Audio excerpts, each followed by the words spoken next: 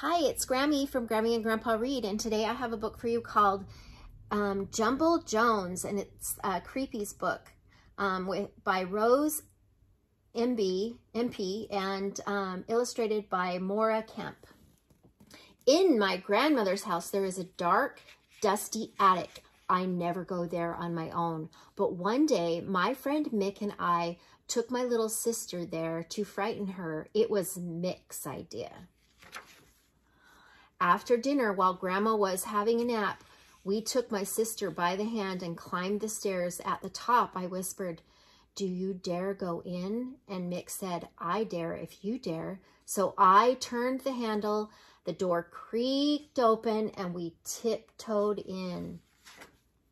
The room was full of old things in boxes and bags and heaps on the floor, and in the middle, there was a brown rocking horse with big teeth and staring eyes. "Shall we give her a ride?" I said. I winked at Mick, but Mick said, "Oh, I wouldn't if I were you. It looks to me like one of those 10 o'clock horses."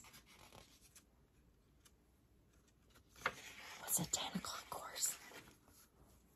10 o'clock horse, I said, and Mick said, "At night when it's dark and you can't sleep, listen very carefully. When the clock strikes 10, you'll hear the gallop of the horse's hooves." As we stood there watching the horse, watching us with the staring eyes, it suddenly rose up into the air and came crashing down, its mouth open, ready to bite us, and Mick and I jumped back out of the way just in time. "Come away from there," I said to my sister. "Do you want it to bite you? Sometimes it's a good thing I'm here to look after you." But Mick spotted a huge cage covered with a cloth, and it looked as if something was sleeping inside. I didn't want to be disturbed. "You'd better keep away from there," I said, "or else." "Or else what?" said Mick. "Or else the deadly vampire bat might get you." "Vampire bat," said Mick. "Yes," I said. For over 100 years, it has lived in that cage. As long as it's kept completely in the dark, it's quite harmless.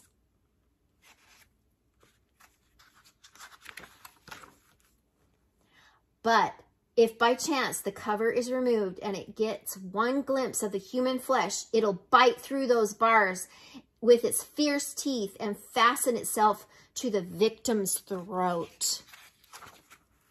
Mick looked suspicious, but I could see him watching the cage, just as in case it moved. And then it did. It started to shake as if something inside was waking up. Slowly, the cover began to slip. Mick and I backed away, bumping into each other. We almost screamed, but we didn't. We don't scare that easy.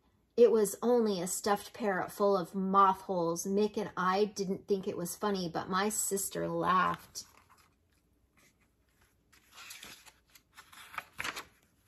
"Come here," I said, and I took her hand. "I better keep an eye on you." It was too late, though. My sister had spotted the wardrobe. She wanted to play dress up, but Mick soon put a stop to that. "You better watch out," he said, "or Jumble Joan might get you." "Jumble Joan," I said. So Mick winked at me. "She's a horrible old woman who kidnaps little children.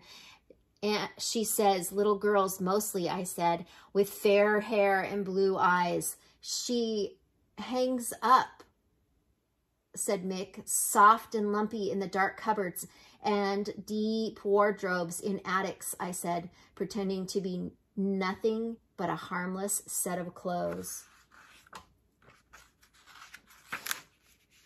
When it was quiet and just getting dark, she drops down onto her furry rubber legs and wobbles out in search of little girls to steal. "And when you least expect it," I said, "she shuffles up behind you, drops to the floor, and lies quite still."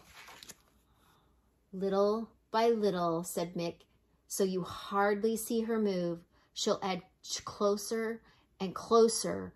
Then, quick as a flash, she'll grab you and stuff you inside her great big skirt. No matter how much you scream, I said, no one will hear you. You'll be trapped. She'll carry you, struggling back to her dark, dingy den. It was cold in the attic now, with the wind blowing in through the skylight, and it was getting dark. The clothes hanging around the wardrobe door began to rustle and move. The empty arms of coats seemed to wave at us, and Mick and I looked at each other. We didn't say anything, but we started to move, very slowly at first.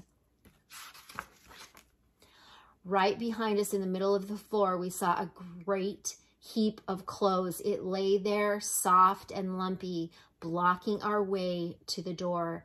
Mick, I whispered, pointing, and Mick nodded.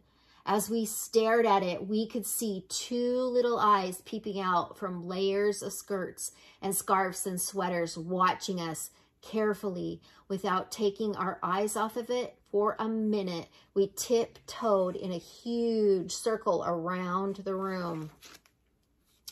When we were almost at the door, Mick was reaching out for the handle.